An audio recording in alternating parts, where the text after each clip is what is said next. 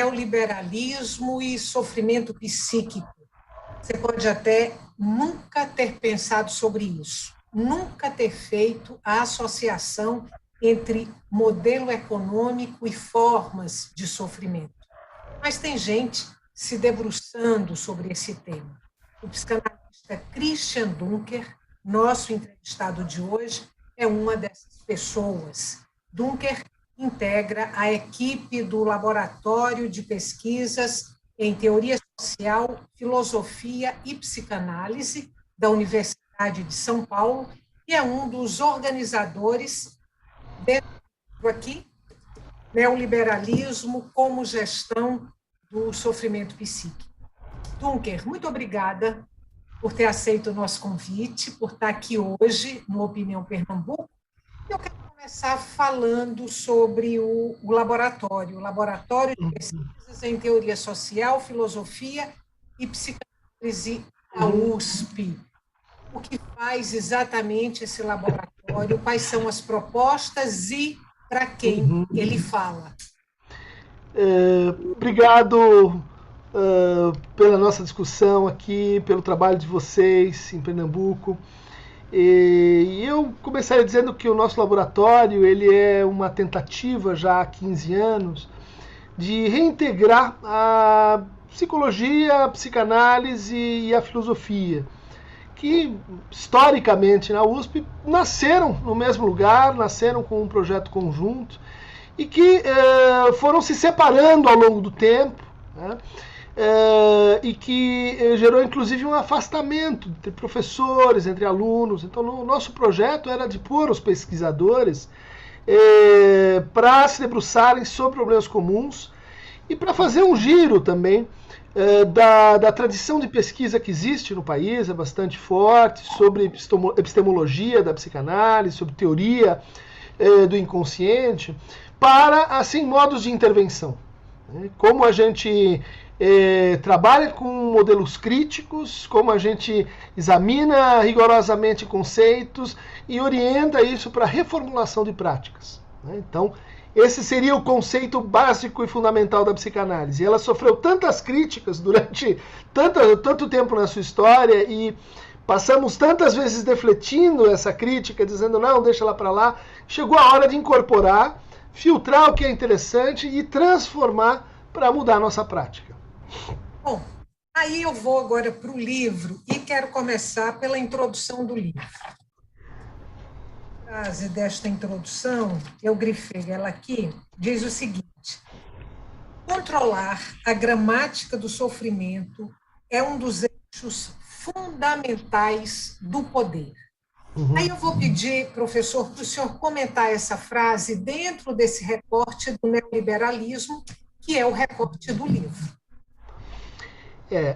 Esse é um conceito que nos parece mais interessante de assumir como um conceito de base para a saúde mental, ou seja, não o sintoma, não o transtorno, não a síndrome, mas o sofrimento. É uma experiência social e psicológica, nas duas coisas, né? E é uma experiência que ela tem certas propriedades, né? Entre elas, o fato de ser covariante com a maneira como a gente reconhece o sofrimento, né? Então, o sofrimento ele pode ser interpretado da seguinte maneira: engole o choro, fica quieto, você não tem direito a se queixar. E o outro sofrimento, né? Posto no telescópio, não, esse a gente já tem que tratar, esta é a forma de você falar do seu sofrimento, este é o lugar para qual você pode endereçar o seu sofrimento, esse é o especialista que vai cuidar do seu sofrimento. Quando a gente olha para isso, fica óbvio que existem políticas, né, dizendo essa é a maneira como a gente deve sofrer e essa é a maneira como a gente não deve sofrer. E são políticas atravessadas, né, obviamente. Gênero específica, classe específica, orientação sexual específica, que tem que ver com o quê? Também a presença de uma espécie de narrativa mestre, ou narrativa dominante, né, que serve de referência para que os outros ou se inscrevam nela e com isso, vamos dizer assim, tenham o seu sofrimento reconhecido, ou se vejam excluídos também disso.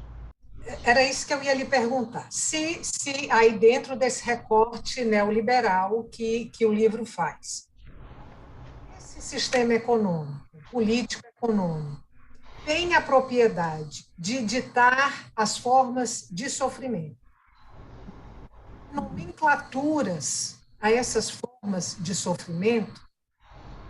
Que nomenclaturas são essas? De que nós estamos falando especificamente? Olha, ótima pergunta, porque às vezes começam a surgir certos números mágicos, né? 1973 foi a primeira experiência de aplicação real do neoliberalismo no Chile de Pinochet. Em 1973, há uma crise, né, do nosso sistema de classificação estatístico de transtornos mentais. É uma crise porque tem uma percepção de que é um modelo altamente ideológico, por exemplo, patologizando homossexualidades. É um modelo convencional, porque a psiquiatria inglesa não falava com os americanos, que não falava com os franceses, e que era um modelo assim excessivamente dependente da psicanálise, de hipóteses, vamos dizer assim, sobre o funcionamento da mente. Né? Em 73, portanto, o mesmo ano que começa essa virada neoliberal, inicia-se uma virada nas formas de classificar os transtornos, os desordens, né? Fora da ordem. E em 30 anos, a gente tem uma descoberta, né, de mais de 150 quadros psiquiátricos. Nenhuma outra área na medicina sofreu jamais uma inflação tamanha de tantos, vamos chamar de doenças? Não, de tantos quadros. Né? É possível que essa proliferação de novas modalidades de diagnóstico, inclusive de diagnóstico reverso, tenham uma relação com o neoliberalismo. Né? No sentido de produzir diagnósticos que são convencionais, né? Que são, assim, meramente a recompilação de certos signos que acontecem ao mesmo tempo, sem hipótese etiológica, sem hipótese causal. Por isso cresceu tanto o número de diagnósticos, né, por isso as pessoas começaram a enfrentar uma coisa que é relativamente rara na medicina, que são as comorbidades. Pessoa ter 2, 3, 4 doenças ao mesmo tempo. É possível, mas não é tão frequente assim. Hoje essa é a regra na psiquiatria. Hoje os diagnósticos são 2, 3, 4 quadros. Né? Vou deixar uma pergunta para o nosso próximo bloco, que a gente vai ter que fazer um intervalo. O senhor falou aí do neoliberalismo, né, o recorte que foi feito dos artigos aqui, que são colocados no livro. O senhor falou do Chile como de laboratório mundial desse neoliberalismo, mas é exatamente no momento da ditadura de Augusto Pinochet. E a derrubada de Salvador Allende e Pinochet entra em cena. Uma ditadura brutal, uma ditadura violenta. A pergunta que eu vou deixar para o senhor responder no próximo bloco é esse retrato neoliberalismo nesse momento histórico e nesse lugar específico que foi o Chile, se isso fala para a gente de forma mais particular dentro desse contexto do sofrimento psíquico e do entendimento psicanalítico. Nosso intervalo é curto, a gente volta daqui a pouquinho. Você que está em casa, não saia daí. Neoliberalismo e sofrimento psíquico é o tema de hoje do Opinião Pernambuco. Até já.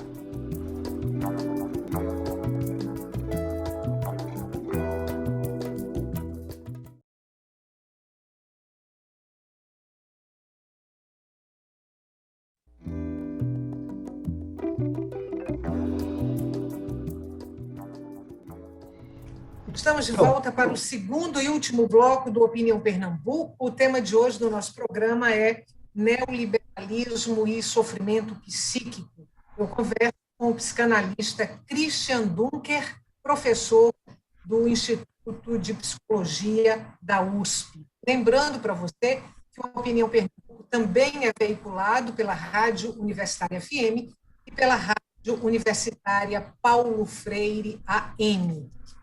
Professor, vamos para a pergunta que eu deixei no ar, do senhor responder, que é essa associação entre a psicanálise, sofrimento psíquico, neoliberalismo e o Chile de Pinochet sendo o laboratório do mundo aí para a experimentação do pensamento neoliberal. De fato, essa circunstância nos intrigou bastante, né? Tanto pelo fato de, na equipe do ministro da Economia do Pinochet, está o nosso Paulo Guedes, né? Ela estava vendo esse processo assim na nascente da sua implantação, né? Quanto vamos dizer assim, pela imposição violenta da liberdade pensada desta maneira, né? Pela imposição coercitiva que começou, né, por fundos de pensão que são então alocados como responsabilidade individual daquele trabalhador, né? E continuou por a educação, a pós-graduação, as universidades são uma prerrogativa individual daquele trabalhador. E disso para uma generalização de uma espécie de mentalidade onde a cada um, né, é preciso e necessário e, vamos dizer assim, violentamente imposto pensar como uma empresa, viver a sua vida como uma empresa, olhar para a educação como um investimento. Veja que obscenidade, né? Se a gente recuar 50 anos, não é investimento, é uma maneira da gente se formar, da gente se transformar em outro, da gente olhar o mundo de uma maneira mais ampla e mais plena. Não, isso se torna um investimento.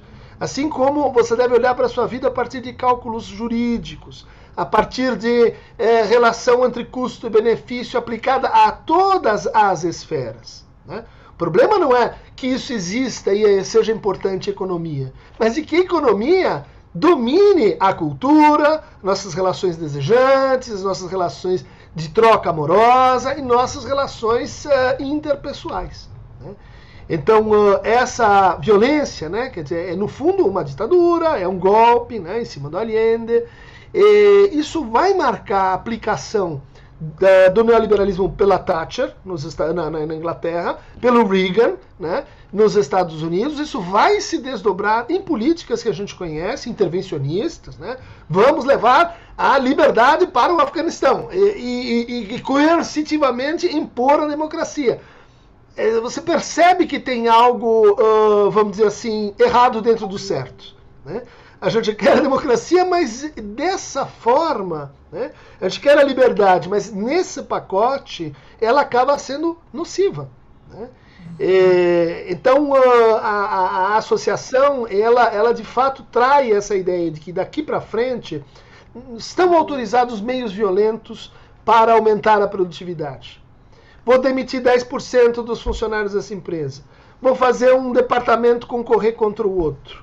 Vou criar políticas de bônus erráticas. Vou criar políticas de jornadas de trabalho indefinidas. Vou precarizar. Tudo isso é mais do mesmo, né? E como a gente não foi percebendo que isso, no fundo, é o quê? É aplicação de violência. E violência sobre as pessoas, que vai ser o quê? Interiorizada, individualizada. Então, se der certo, é você o único merecedor, é fonte de mérito. Se deu errado, culpe-se. Não culpe que a planta mudou para Tailândia, não culpe que o dólar subiu, não culpe que a sua equipe foi mal. Culpe-se, você, só você. Extremamente depressivo isso. Ok, aí eu quero chegar no capítulo que você assina no livro, que você assina sozinho, porque não é o único. O título do capítulo é a hipótese depressiva. Agora, antes da gente falar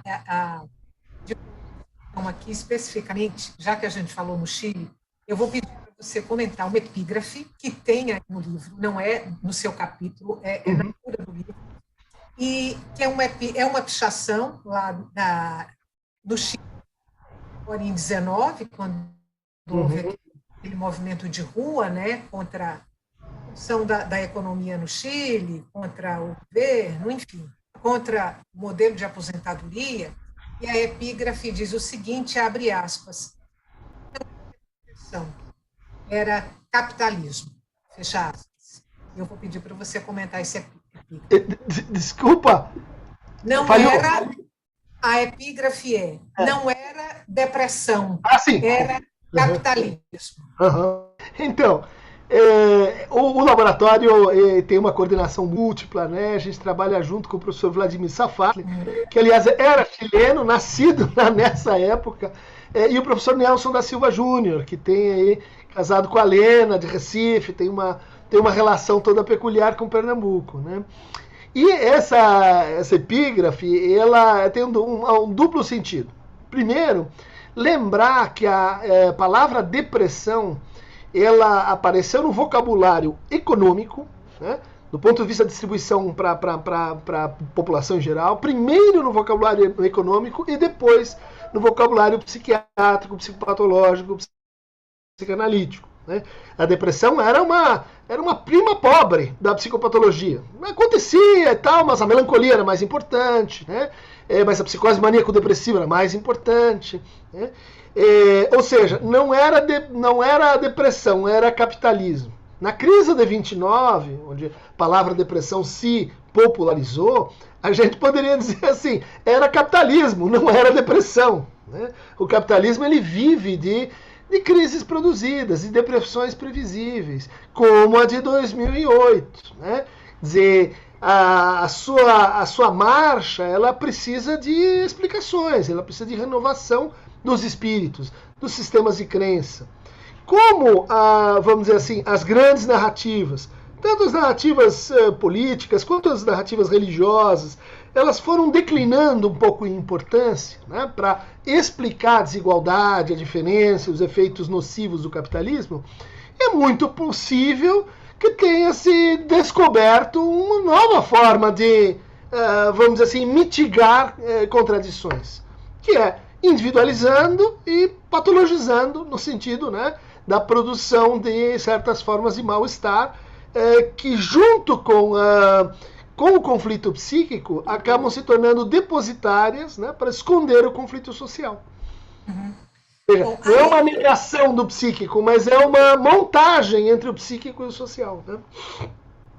No seu capítulo, a hipótese depressiva, você trata a depressão como uma patologia do social e você fala também no transtorno de personalidade borderline. É colocar essas duas coisas aí nesse recorte do neoliberalismo e gostaria que você falasse sobre elas, comparasse essas duas coisas dentro desse recorte, a depressão e a personalidade borderline. Porque procurávamos uma teoria que explicasse tanto a visibilidade, a facilidade diagnóstica, assim, que traduzisse como você deve sofrer dentro do neoliberalismo. Deprimido. Né? A primeira escolha no cardápio tem que ser essa. É a mais fácil, a mais compatível, inclusive, com os recursos antidepressivos que a indústria farmacêutica consegue desenvolver aí nos anos 80. Olha só, uma curiosidade. Né? Mas, por outro lado, a gente precisava daquilo que fazia o papel da histeria na época do Freud, que é uma forma de sofrimento que denuncia o sistema. Quer dizer, tem alguma coisa errada na nossa política hegemônica de sofrimento. Né? No caso, é uma política masculina. No caso, a histeria, vitoriana, repressiva em relação à sexualidade. O que a gente vai encontrar nos anos 73? Sai a psicanálise, mas entra um quadro que a psicanálise escreveu em 38, que, aliás, é quando começa o neoliberalismo com a Sociedade de Montpellier, lá na Suíça, né? Chamado transtorno da personalidade borderline, que no fundo é uma pessoa, né? Vou fazer uma descrição bem simples, né? Que lida como alguém que não consegue ficar entre borders, ficar entre fronteiras, né? Permanecer em si. Né? ela está frequentemente assim atravessando e rompendo os pactos que ela mesma cria, revertendo as demandas que ela estabelece. Então ela precisa muito que você fique junto com ela. Quando você fica junto com ela, ela tem uma reação agressiva e ataca o teu próprio ato de vinculação com o outro. Ou seja, isso é um paradoxo, né? Uma forma de funcionar muito sofrida para a pessoa que tem esse transtorno. Mas, de 73 em diante, ela começa a ser uma espécie de desafio para os clínicos, né? Olha, o nosso grande quadro que está crescendo e que a gente precisa descobrir como trata é o transtorno de personalidade borderline. Entre outras coisas, porque ele resiste à medicação. Olha que incrível. É uma coisa que você toma medicação, ajuda, mas não trata. Ajuda, mas não cura. Não é o mesmo processo, vamos dizer assim, da depressão ou de outros quadros graves dentro da psicopatologia, né? Então o que a gente começou a perceber? Que há algo aí que define também o neoliberalismo, que é a paixão, é a obsessão com fronteiras. Fronteiras, muros, México, Gaza, o estrangeiro perigoso, aquele que vai vir pegar o seu emprego, aquele que tem costumes sexuais excessivos, aquele que não interiorizou individualmente a norma. E aquele que está querendo levar você para uma espécie assim de transgressão. Não é a transgressão sexual que a gente tinha lá nas neuroses no início da psicanálise com Freud, mas é um outro tipo de transgressão que é posto então como uma espécie de inimigo público número 1, que nós temos a atacar e conter. Por quê? Porque revela algo estrutural do neoliberalismo, né? A criação de crises permanentes, né? De fronteiras em que as pessoas não se movem, mas as finanças se movem, né? O capital pode se mover, mas se você não entra na Europa, você não sai daquele país, né? São reformulações incríveis que duram 3 meses, depois 4 meses. E a pessoa que vem para desativar o departamento inteiro e depois apagar a luz, né? São processos em que, no fundo, o que está sendo dito é que a lei vai ser produzida conforme a conveniência hoje. Então não importa que a empresa vai quebrar daqui a 2 anos, porque eu fechei meu quarter hoje. Eu fiz um bom balanço maquiado para os meus acionistas hoje. E isso está levando todo mundo, digo todo mundo, a um desastre ambiental, a impossibilidade de pensar no futuro, a impossibilidade de pensar minimamente para além dos seus interesses locais. Dunker, a gente só tem 1 minuto. E eu vou te pedir para comentar um último ponto. Até aqui a gente falou de como o neoliberalismo afeta aí as pessoas, o sofrimento psíquico, o tratamento desse sofrimento, mas de que forma ele afeta, não sei se essa é a palavra correta, e sobre as disciplinas que cuidam das pessoas com sofrimento psíquico. E aí a psicologia, a psiquiatria, a psicanálise, a incidência do neoliberalismo nessas disciplinas. Perfeito, porque a gente viu uma série de psicologias emergirem nesta plataforma, né? Algumas, inclusive, especificamente ligadas ao tratamento da depressão, né? Quer dizer, a hipertrofia de que se há um problema, é um problema de apego, desamparo, depressão, né? A gente tem o que se convencionou chamar na psiquiatria de diagnóstica reversa. Não sei o que você tem, toma isso aqui. Não funcionou, você não tinha aquilo. Toma essa outra. Ah, funcionou, então você tinha aquilo que... o remédio cria doença, ou doença cria o remédio. Enfim, como é que você pensa? Na psicologia, a gente já tem fenômenos como coaching, né, que não são propriamente produzidos pela psicologia, mas é um tipo de sintoma, né, desse estado de coisas em que as pessoas estão absolutamente sofrendo e precisam de alguém que diga faça assim ou faça assado. A gente tem coisas como psicologia positiva, né? Pensa positivo, evite o conflito, olha lá, é exatamente o que o neoliberalismo vai dizer. A gente contorna o conflito, a gente administra o conflito, a gente joga o conflito contra você, a gente não resolve, né? Então tem várias formas de psicologia e de psicoterapias. Por exemplo, Nada contra a teoria cognitivo-comportamental, que é tem muitos resultados, foi muito bem feita, mas a argumentação de que só esta é uma teoria válida, porque só esta é uma teoria que nasceu e se criou dentro da ciência e da tecnologia, ou seja, só porque esta pode apresentar os procedimentos regulares de reprodução, isso é o quê? Razão industrial sendo levada para dentro da psicologia, né? E você fazendo passar de autoridade maior, inquestionável e não criticável, né? Não, é importante criticar as promessas que, como o neoliberalismo, vão dizer, vamos fazer aplicação irrestrita de técnicas e a ética a gente pensa depois. A ética vem depois, assim, é uma coisa legal da gente pensar, mas desde que não mexa com os negócios, né? Isso não pode, gente, isso tem que acabar. Professor Christian Dunker, acabou o nosso tempo, infelizmente. Muito obrigada mais uma vez, até uma oportunidade e sucesso aí no trabalho de vocês aí no laboratório da USP. Obrigada. Estão fazendo um bonito papel. Parabéns, muito bom que vocês tenham conseguido atravessar esse deserto até aqui. Muito obrigada.